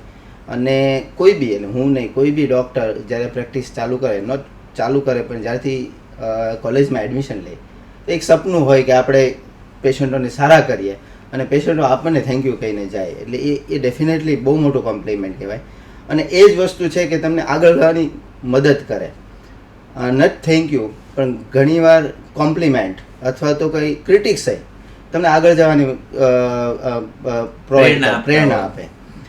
ઘણીવાર એવું થાય કે આપણા હાથ બંધાયેલા હોય. જેમ કે મેં તમને કીધું એમ લંગ ટ્રાન્સપ્લાન્ટ, જ્યારે મારે બહાર શિફ્ટ કરવું પડ્યું તો ઘણા પેશન્ટોએ કીધું કે અહીં સુરતમાં કેમ નથી થતું, તો આપણે વધારે સારું અહીંયા રહેતે. એટલે એ અમને એક ઇન્સ્પિરેશન મળી કે એક સેન્ટર બનાવીએ જ્યાં બધું જ મળે. એટલે હંમેશા આવા નાની નાની વસ્તુ, ભલે એ થેન્ક યુ જે એને કહી દીધું હોય, પણ નાની નાની વસ્તુ આપણા માટે તો બહુ મોટો એવોર્ડ કહેવાય. બેઝિકલી કોઈ પણ વ્યક્તિના જીવનમાં જ્યારે એ પ્રગતિ કરતા હોય છે, ઇનિશિયલ ડેઝથી લઈને ટોપમોસ્ટ લેવલ પરથી પીક લેવલ પર ફેમિલીનો સપોર્ટ બહુ હોય છે. કારણ કે તમારી પ્રેક્ટિસ ક્યારેક 22 કલાકની થઈ જતી હોય છે, 16 કલાક તમે ઇકમો પર કામ કરતા હો છો ટીમને લઈને, તો ત્યારે ફેમિલી સપોર્ટ્સ કેટલો મહત્વનો છે સર? ડેફિનેટલી ફેમિલી વગર તો આપણે આગળ ના જઈ શકીએ. ફેમિલીનો સપોર્ટ મસ્ટ હોય છે. કારણ કે એઝ એ મેડિકલ પ્રેક્ટિશનર તમને બી ખબર છે કે આપણી લાઈફ એટલી સ્મૂથ નથી હોતી કે જે 9 to 5 કે જે જોબ વર્કર હોય કે જે 5 વાગે ઘરે આવી જાય પછી કંઈ વાંધો નહીં, આપણી રાત ફોન ચાલતા હોય. સ્પેસિફિકલી કોવિડમાં તમે જોયું હશે કે દિવસના 500 કોલ આવતા હોય, અને ત્યારે એટલીસ્ટ ફેમિલી એવું છે કે જ્યારે તમને ઘરે શાંતિ હોય તો તમે કામ સારી રીતે કરી શકો. બેઝિકલી એવું છે સર કે આપણે ગમે ત્યારે કોલ રિસીવ કરતા હોય અને તમારા જેવા ઇકમો સ્પેશિયાલિસ્ટ ને આઈસીયુ ઇન્ટેન્સિવિસ્ટ તો ગમે ત્યારે મિડનાઇટ કોલે આવી જતા હોય છે. તો તમારી હેલ્થના જે બાયોલોજિકલ સાયકલ ડિસ્ટર્બ થઈ જતો છે કે ક્યારે ઊંઘ આવે ને ક્યારે ઊંઘ ઉડે એ ખબર નથી હોતી. તો હાઉ યુ સસ્ટેન, કે આની લોંગ ટર્મ ઇફેક્ટ કેટલી આવતી હોય છે ડૉક્ટરના જીવનમાં? Healthy sleep is must. એટલે હું ખુદ સ્લીપ ડિસઓર્ડરની પ્રેક્ટિસ કરું છું, એટલે મને ખબર છે. સ્લીપ ક્લિનિક ચલાવીએ છીએ. હા, એટલે હેલ્ધી સ્લીપ એટલીસ્ટ રાતની 6 થી 7 કલાકની સ્લીપ. તમારે ઘણી બધી એક્સરસાઇઝ, ઘણા બધા દવા, ઘણા બધા હેલ્થ ઇન્ગ્રેડિયન્ટ કરતાં બી ઇફેક્ટિવ છે. પણ જે આપણે પ્રોફેશનમાં વાત કરીએ છીએ એમ ઇનિશિયલ ફેઝ જ્યારે આપણે પ્રેક્ટિસ કરતા હોઈએ ત્યારે થોડું આપણે એ આપણું હેલ્થને કોમ્પ્રોમાઇઝ કરીને આપણે પ્રેક્ટિસ માટે શરૂઆત કરતા હોય. હવે જેમ જેમ આપણે સ્ટેબલ થતા જઈએ એમ ઘણા વસ્તુ અમે કરી દીધી છે. જેમ કે અમે ટીમમાં પ્રેક્ટિસ કરીએ છીએ. હવે સિંગલ પ્રેક્ટિસ કરવી મુશ્કેલ થાય છે, બધાને સસ્ટેન કરવા, બધાને ટ્રીટ કરવા ટાઈમલી એ પોસિબલ નથી થતું. એટલે અમે સુરતમાં હવે ટીમની પ્રેક્ટિસ કરીએ છીએ. એટલે એવું રાખીએ કે એક માણસ જે એક સ્લીપની કુરબાની આપે તો બીજા 4 જણા પૂતા હોય. Okay, you have created a team અને army like some of the peoples તમારા પ્રોટોકોલ પ્રમાણે કામ કરે રાખે. હા, નોર્મલી હું એક હેલ્થ કોન્ફરન્સમાં ગયો હતો ઇન્ટરનેશનલી, ને ત્યાં એક આ જ લંગ સ્પેસિફિક કોઈ ઇન્સ્ટ્રુમેન્ટ બનાવ્યું છે કે જેથી સ્લીપ સારી આવે.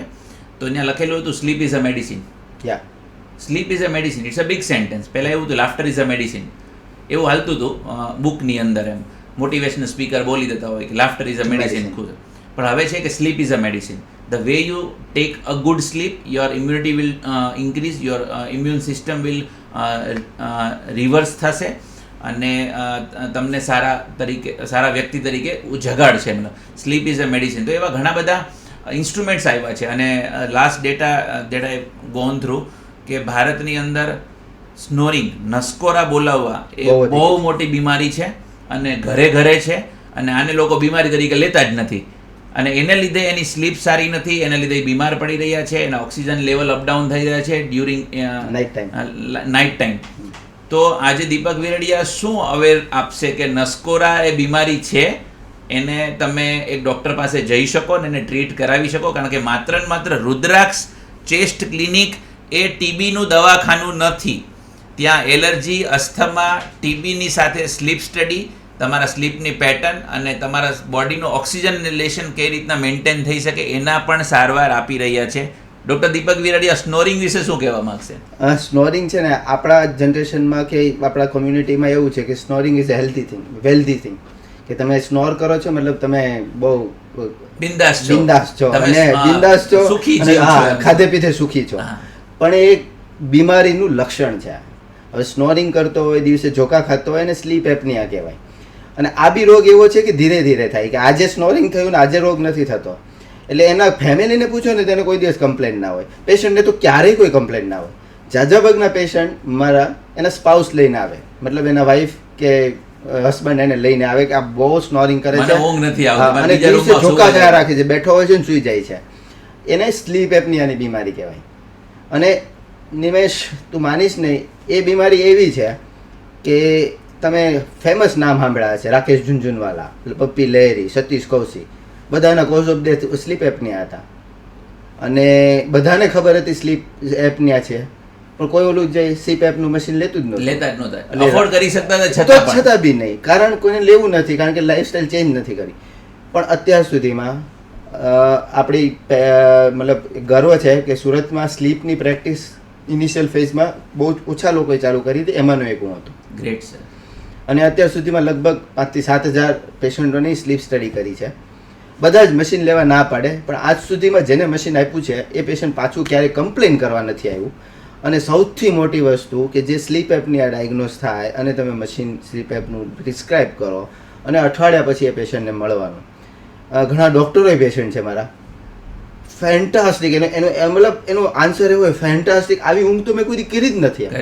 કારણ એટલા માટે કે સ્લોલી તમારી હેલ્થ ડિટોરિએટ થઈ ગઈ હોય, સ્લોલી તમારી ઊંઘ ડિટોરિએટ થઈ ગઈ હોય, તમને ખબર જ ના રહી હોય કે તમે બેઠા બેઠા ઝોકા ખાવ છો. એટલે આ સ્લોલી પોઈઝનિંગ હોય એમ, પણ એ બહુ મોટો રોગ છે. અને કારણ કે આપણી સેડેન્ટરી લાઈફ ભારતમાં હવે ધીરે ધીરે વેસ્ટર્નાઇઝેશન થયું છે, ઓબેસિટી વધી રહી છે, એટલે સ્લીપ એપનિયા બહુ જ વધી રહ્યા છે. સર, મેં એક સ્ટડી વાંચી હતી કે રોડ પર જે ટ્રકના ડ્રાઈવર હોય છે ને એ બહુ એક્સિડન્ટ થાય છે અને એ ટ્રકના ડ્રાઈવરની ડ્રાઇવિંગ સ્કિલને લીધે ભૂલ નથી થતી, એ લોકોને ઝોંકું આવી જાય છે. એનું એક કારણ છે સ્લીપ એપની. યા ડેફિનેટલી અમારે બહુ પેશન્ટો આવે. એક પેશન્ટ તો તમને જાણીને આને મતલબ અચરજ થશે કે એક પેશન્ટ તો એવું હતું કે ડ્રાઈવ કરતું હતું, પાછળથી બાંધી રાખતું હતું કે આમ ઝોકું આવેલ જાગી જાય.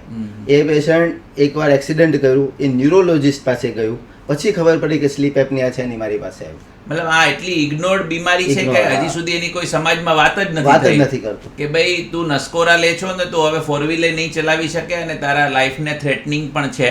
પણ જ્યાં સુધી એના ઘરેથી બહુ તકલીફ ના હોય કે આ મને ઊંઘવા નથી દેતા ને આટલા નસકોરા લેશે, પ્લીઝ દવાખાને લઈ જાઓ, ત્યાં સુધી કોઈ આવતું નથી, કારણ કે બીમારી ગણતું નથી. આ પેશન્ટ ખુદને ક્યારેય ખબર નથી પડતી. વાંધો એ છે કે પેશન્ટને જ્યારે સિમ્પટમ હોય ત્યારે ઊંઘતો જ હોય, આઈધર દિવસે રાતે ગમે ત્યારે ઊંઘતો જ હોય. નહીં, ફર્સ્ટ ઓફ ઓલ તો એવું થાય છે કે પેલા તમે કહો ને કે તું બહુ ખરાટા મારે છે તો એ સ્વીકારતો જ નથી, એને હોય વળી કોઈ દિવસે એને પછી વિડીયો લઈને કેવું પડે છે, જો તું કેટલા ખરાટા મારે છે ને, અમારી ઊંઘ ડિસ્ટર્બ થાય છે, જેના લીધે અમારી ડેઇલી લાઈફ નથી સારી થતી ને તમારી તો પર્સનલ લાઈફ અને ફિઝિકલ સ્ટ્રેન્થ એ ઓછી થઈ જશે, કારણ કે નસકોરા વખતે, સ્નોરિંગ વખતે આપણું ઓક્સિજનેશન લેવલ ઓછું થઈ જાય અને ક્યારેક આપણી ઊંઘ ઉડી જાય છે એના લીધે, ફ્રેગમેન્ટેડ સ્લીપ થઈ જાય. અને તમે કીધું એમ ડ્રાઇવિંગમાં સ્પેસિફિકલી જે પાયલોટ હોય છે એને તો મસ્ટ હોય છે કમ્પલસરી સ્લીપ ટેસ્ટ કરાવવાની. અને જો સ્લીપ એપનિયા હોય તો they are not allowed to drive, એટલે કારણ કે પાયલોટ તો is very skillful job. In that case sir એવા કોઈ ડિવાઇસ ફ્યુચરિસ્ટિક આવી જવાના છે કે person with carry with him each and every places where having that kind of instrument so that he or she can sleep easily આવા miniature આવવાના છે? પેલું મોટું હોય છે ને એટલે બધા ફેરવવામાં તકલીફ પડે છે. ના અત્યારે જ આવી ગયા છે, નાના સીપેપના મશીનો આવી ગયા છે. ઓનલી પ્રોબ્લેમ કોસ્ટ, કારણ કે એ વેરી કોસ્ટલીયર છે, કારણ કે ઇનિશિયલ ફેઝમાં છે. પણ હા, ધીરે ધીરે એ સ્મોલર એન્ડ સ્મોલર થઈ રહ્યા છે. ઇવન જે માસ્ક હતો જે આખા મોઢા ઉપર લાગતો હતો એની બદલે જસ્ટ નાની એવી નળી જેવું થઈ ગયું છે. અને ધીરે ધીરે એમાં ઘણું બધું ઇનોવેશન થઈ રહ્યું છે. એટલે ઇવન સ્લીપ ટેસ્ટ માટે બી હવે કેમેરા બેઝ આવી ગયા છે કે ખાલી અલ્ટ્રા વાયોલેટ રેસ ક્રિએટ કરીને તમારી જે શરીરમાંથી નીકળતી હવા છે એનું ટેમ્પરેચર જોઈને બી કઈ રીતે ડાયગ્નોઝ કરવું એની માટે બી રિસર્ચ ચાલી રહી છે. બટ સર બધા એમ કહે છે કે નાકની બીમારી છે ને તો હું ફેફસાના ડોક્ટર પાસે શું કામ જાઉં? હવે આને કેમ સમજાવવા? ચાલો, બેઝિકલી છે ને એ મિસકન્સેપ્શન છે. અવાજ ક્યારેય નાકમાંથી ના નીકળે, અવાજ ગળામાંથી જ નીકળે. એ તમે બોલો એ અવાજ એ ગળામાંથી જ નીકળે અને જે એબનોર્મલ અવાજ એ ગળામાંથી જ નીકળે. એટલે બીમારી અહીંની છે પણ અવાજ અહીંયાથી આવે છે બાય ટ્રાન્સફર ટુ. એટલે જે સ્લીપ એપનિયામાં રાતે જ્યારે માણસ સૂવે ત્યારે અહીંયાનો મસલ પડી જાય અને એના લીધે અવાજ આવે છે. એટલે પેશન્ટને એવું લાગે કે નાકની બીમારી છે અને એ ધ્યાન નથી આપતું. હા, પણ ઘણી વખત એવું થાય કે એ તો મને નાકના કાકડા થયા હશે અથવા તો એડિનોઇડ્સ થયા હશે ને એટલે I can't able to have the perfect air so that I am snoring because I am not labelled as a sleep apnea patient. આવા બધા જનરલ પ્રેક્ટિશનરને બહુ આવા ક્વેશ્ચન આવતા હોય છે. ત્યારે અમને ખબર કઈ રીતે મતલબ તમે ગાઈડ કરશો? આને તું મારી પાસે મોકલજે ને આને તું ENT પાસે મોકલજે. સિમ્પલ વસ્તુ છે. સ્નોરિંગ હોય એ નાકના લીધે ના થાય. કારણ જો નાકના લીધે સ્નોરિંગ થવાનું હોય તો દિવસે થાય, કારણ કે એ તો બંધ જવાના જ નથી ને. જે પોલિપ છે, કાકડા છે, એ તો ત્યાં જ રહેવાના છે. એને રાતને દિવસ શું ફેર છે? એને આ જ રહેવાના.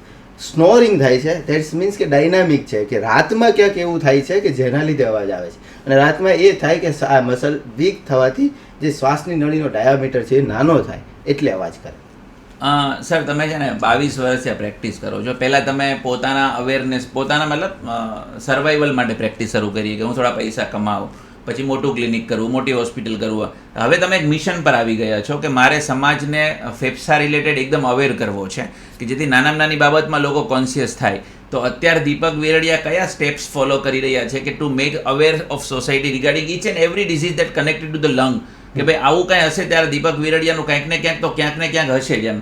R you going in a chain of a clinic like chest ક્લિનિકની ચેઇનમાં જવાના છો કે યુનિવર્સલ હોસ્પિટલના આપણે સેટેલાઇટ સેન્ટર શરૂ કરવાના છીએ જ્યાં લંગ્સના પ્રાઇમરી ડાયગ્નોસિસ થાય ને પછી જરૂર પડે તો આપણી હોસ્પિટલે ટ્રાન્સફર થાય, કે સ્લીપ ક્લિનિક ખોલવાના છો?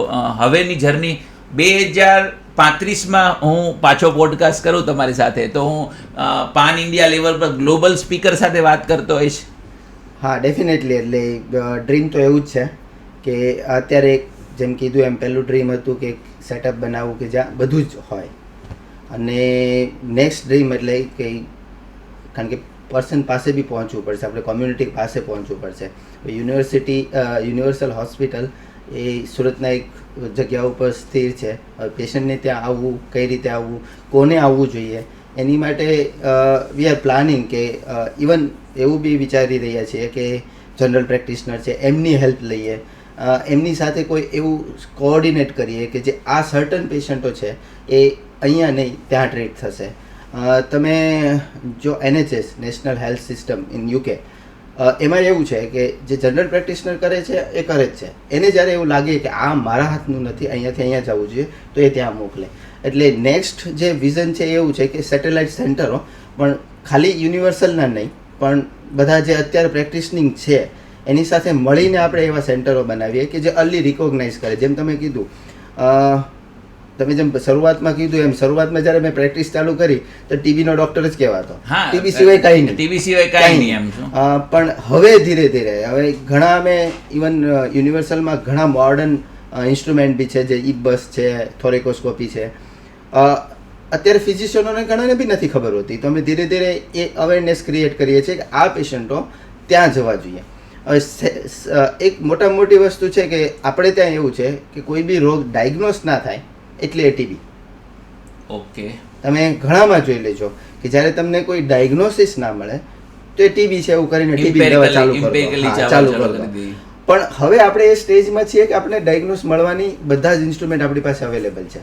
તો મારું એવું છે કે બધાને ખબર હોવી જોઈએ કે એટલીસ્ટ આપણે ડાયગ્નોસિસ કરવું જોઈએ. બાકીનું આગળ વાત અલગ વસ્તુ છે, પણ જ્યાં સુધી તમે નિદાન સુધી ના પહોંચો, બસ આ લાગે છે ને ચાલુ કરીએ એ સારું નથી.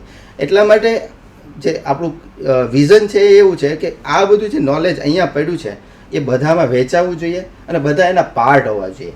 એટલે નેક્સ્ટ એ જ છે કે ઘણા બધા સેટેલાઇટ સેન્ટર ચાલુ કરવા સિટીમાં, આઉટ ઓફ સિટી, અને રિકોગ્નાઇઝ કરવા કે આ પેશન્ટોને અહીંની જરૂર છે અને ત્યાં એની સેવા.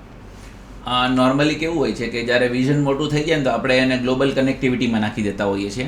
તો દીપક વિરડિયા સર મેડિકલ ટુરિઝમ વિશે શું વિચારી રહ્યા છે કે આજુબાજુની કન્ટ્રી જે અંડર પ્રિવિલેજ ને અંડર ડેવલપ કન્ટ્રી છે એ લોકોને પણ જ્યારે લંગ્સની જરૂર પડતી હોય અથવા તો આવા ઇકમોની જરૂર પડતી હોય તો તમે આજુબાજુના સાઉથ ઇસ્ટ એશિયાના કન્ટ્રીને ટાર્ગેટ કરી રહ્યા છો મેડિકલ ટુરિઝમ માટે? હા, એટલે અમારું હોસ્પિટલ ઓલરેડી મેડિકલ ટુરિઝમ માટે પ્રોસેસ ચાલુ જ છે અને we are getting patient from Africa.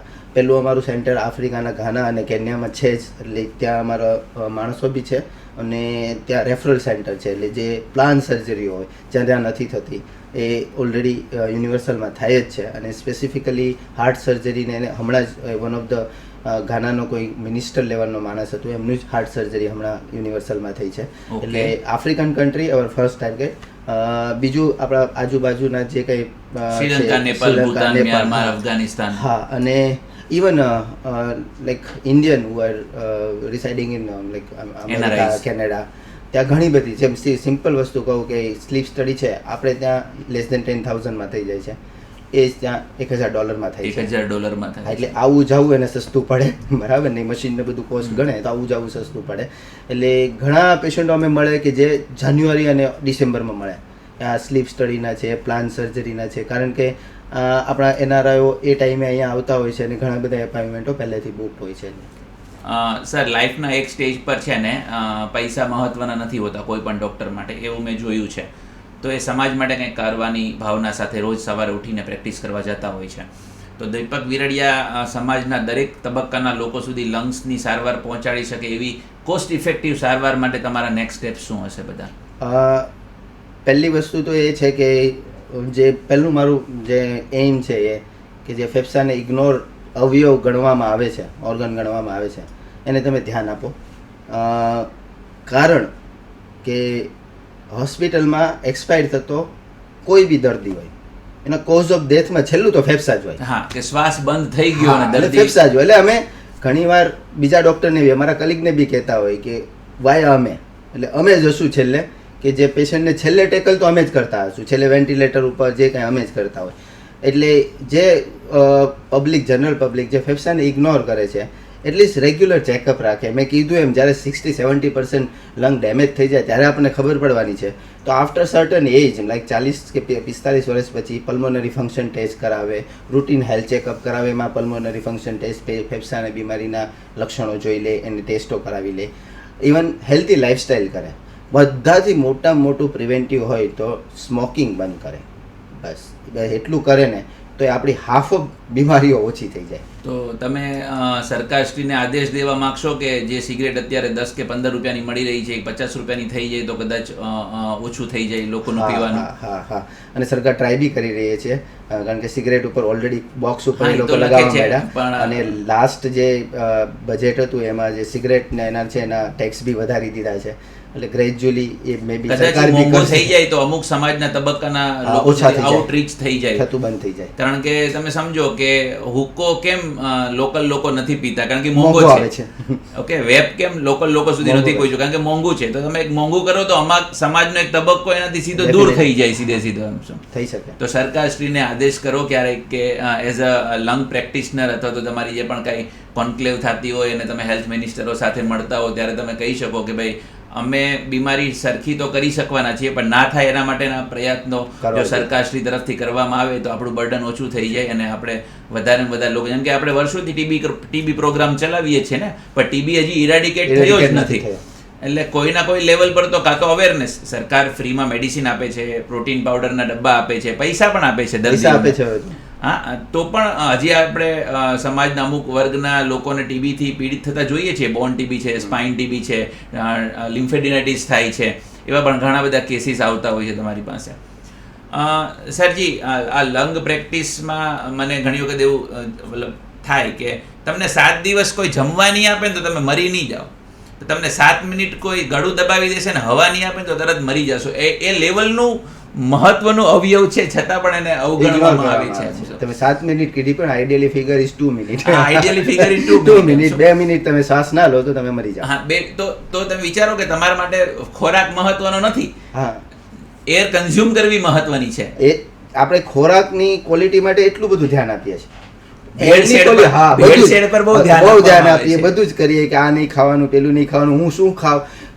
ફેફસાનું કોઈ ધ્યાન જ નથી આપતા. એટલે શું ઇન્હેલ કરું, શું બ્રીથ કરું, એને કોઈ પડી જ નથી. એટલે ડૉક્ટર દીપક વીરડિયા જે પોતાની ટીમ બનાવી રહ્યા છે, જે આર્મી આને બનાવી છે કે હું બધા જ ક્રિટિકલ કેર સ્પેશિયાલિસ્ટ જનરેટ કરીશ, તો એવી એકેડેમી ખોલવાનો વિચાર છે કે જ્યાં તમે ઇન્ટરનેશનલી આજુબાજુના કન્ટ્રીના પણ ઘણા લોકો આવીને તમારી પાસેથી ક્રિટિકલ અને ઇક્મોની ટ્રેનિંગ લઈને જાય, એ લેવલનું કોઈ ઇન્સ્ટિટ્યુશન ખોલવા માગો છો કે જેથી કરીને આપણે જો ગ્લોબલ પહોંચવા માટે ને સ્કેલ કરવા માટે તો મશીન તો ગમે એટલા થઈ જાય, ઓપરેશન્સ કોણ કરશે એના? તો એના માટે તમે કંઈ કહેશો સર? એટલે આપણે ઓલરેડી ચાલે જ છે. હું જ એઝ એ DNB જે પ્રોગ્રામ છે પલ્મોનોલોજી, એમાં ટીચર બી છું. ઓકે. અને યુનિવર્સલ હોસ્પિટલમાં DNB પ્રોગ્રામ ચાલુ કરવાનું પ્રોસેસ ચાલુ છે. આપણે સીટ માંગીએ છીએ. સીટ માંગીએ છીએ. બીજી ક્રિટિકલ કેરની જે ડિગ્રી છે IDCCM, એના બી આપણે ફેલોશિપ પ્રોગ્રામ શરૂ કરવાના છીએ. ઇક્મોની ફેલોશિપ, જે ઇક્મોના જે મેઇન ઇક્મોનું ચલાવવાવાળા જે હોય તેના સ્ટાફ હોય, અથવા તો એના ટેકનિશિયનો હોય, એની માટેની બી જે ટ્રેનિંગ છે આપણે ત્યાં કોર્સ ચાલે છે, 1 વર્ષનો કોર્સ ચાલે છે. એટલે ધીરે ધીરે આપણે જે પહેલાંથી શીખીને આવ્યા છીએ એ આપણે સ્પ્રેડ તો કરવું જ પડશે. આપણે 2 જણાને શીખવાડશું તો એ બીજા 4ને શીખવાડશે અને ધીરે ધીરે પબ્લિકને કામ આવશે. હું બધે નથી પહોંચી શકવાનો, એટલે આપણે કહીએ ને એમ રેપ્લિકેટ થતું જવું. એટલે એકેડમિક ઇઝ ઓલવેઝ સાથે રાખવું જ પડે કે જેથી આપણે નેક્સ્ટ જનરેશનને ટ્રીટ કરી શકીએ. તમે ઇન્ટરનેશનલી પણ ઘણી બધી લંગ કોન્ફરન્સમાં જતા હો છો અને લંગ ડિઝીઝના ઘણા બધા એવા ફીચર્સ તમે શેર કરતા હો છો, તો તમને શું લાગે છે ઇન્ડિયાનું સ્ટેજ કયા લેવલ પર છે લંગ પર? ઇન્ડિયાનું સ્પેસિફિકલી સુરતનું અને યુનિવર્સલ હોસ્પિટલ, કે આ સ્ટેજ પર તો અમે છીએ જ કે વર્લ્ડને કમ્પેર કરી શકીએ એમ શું? હા, એટલે હવે દુનિયા નાની થઈ ગઈ છે. જ્યારથી ઇન્ટરનેટ અને એને જેનો ફેલાવો થયો છે પછી દુનિયા નાની થઈ ગઈ છે. આજથી 2000ની આજુબાજુ જો તો કોઈ અમેરિકા કે ત્યાં કંઈ નવું ઇન્વેન્શન થયું હોય તો એને સુરત સુધી આવતા 10 વર્ષ લાગતા. આજે 10 દિવસ બી નથી લાગતા. અને ધેટ ઇઝ અવેલેબલ કે તમારે ત્યાંથી ખરીદવું હોય તો તરત મળી શકે છે. એટલે હવે આપણું health structure, health infrastructure almost વર્લ્ડને ઇક્વિવેલન્ટ તરફ જઈ રહ્યું છે. અને યુનિવર્સલ અને સુરત એ આપણે ધીરે ધીરે વર્લ્ડને કમ્પેરેબલી થઈ રહ્યા છે. We are almost about to end this beautiful and meaningful conversations કે અમે આશા રાખીએ છીએ કે ડ્રીમ ચાઇલ્ડ ગર્ભ સંસ્કાર પ્રેઝન્ટ VMA પોડકાસ્ટ સિરીઝની અંદર પ્રાઉડ મોમેન્ટ સાથે we hosted and we welcome one of the famous lung specialist, pulmonologist કહી શકાય એવા ડૉક્ટર દીપક વીરડિયા આપણી વચ્ચે હાજર રહીને સમાજના ઘણા બધા લોકોને સંદેશો આપવાની કોશિશ કરી છે કે પોતાના લંગ્સ કેમ સારા રાખવાના, કઈ બીમારીને અવગણવી, કોને બીમારી ગણવી ના ગણવી, કેટલા લેવલ પર તમારે એમની પહોંચી જવું પડે, કયા લેવલ પર પહોંચીએ તો એ તમને વધારે સારી સારવાર આપી શકે. અને હવે તો એ ગ્લોબલી અક્લેમ્ડ હોસ્પિટલના વન ઓફ ધ ઓનર છે. સર, હું તમને પૂછવા એ માગીશ કે છેલ્લી ક્ષણોમાં આપણે ભારતના લોકોને લંગ્સ વિશે કોઈક મેસેજ આપવો હોય તો તમે શું આપો? ડોન્ટ સ્મોકિંગ, પહેલી વસ્તુ. સ્ટે હેલ્ધી અને તમારા ફેફસાની કેર કરો. સોશિયલ મીડિયામાં સૌથી વધારે કંઈ ભારમાં માન્યતાઓ ફેલાતી હોય એવી કઈ છે તમારા નજરમાં? એક તો ઇન્હેલર વિશે જે સ્ટિગ્મા ફેલાઈ રહ્યું છે. બીજું તમે જેમ કીધું એમ વેપિંગ વિશે. આ 2 મોટામાં મોટી છે જે તથ્યથી અલગ જ બધું વસ્તુ ચાલી રહી છે. ઘણા રોગ એવા છે કે તમને એમ કહે છે કે આ તો 35-25 થાય, લંગ્સના એવા કોઈ રોગ નથી, ગમે ત્યારે થાય. એના માટે તમે શું સંદેશ આપશો? હા, એક કેન્સર છે કે જે સર્ટન એજ પછી થાય, બાકી તો બધા જ રોગો કોઈ બી એજે થઈ શકે. એટલે ફેફસાને જન્મથી જ આપણા બાળકને જેમ સાચવીએ એમ ફેફસાને સાચવવું જોઈએ. ઘણા લોકો એમ કે છે કે અમુક બીમારી તો ખાલી અમીર લોકોમાં જ થાય છે ને રીચ લોકોમાં જ થાય છે, એના અમારે ધ્યાન રાખવાની જરૂર નથી, એના વિશે તમે શું કહેશો? બીમારીને કોઈ અમીર કે ગરીબ પાસેનું કોઈ પાર્શિયાલિટી હોતી નથી. બીમારી કોઈને બી થઈ શકે છે.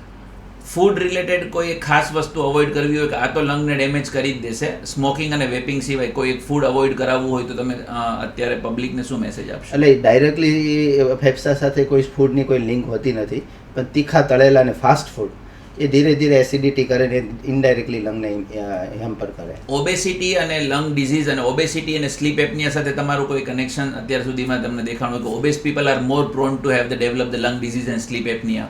ઓબેસિટી અને sleep apnea directly connection. Almost sleep એપનિયાના 99% લોકો ઓબેસિટી હોય એના લીધે જ થાય, એટલે એ ડાયરેક્ટલી કનેક્ટેડ છે. અને ઓબેસિટીને લીધે હાઇપોક્સિયા મતલબ શ્વાસ લેવાની તકલીફોના રોગો બહુ વધી જાય છે. સ્પેસિફિકલી સ્મોકરને ડાયરેક્ટ મેસેજ શું આપશો?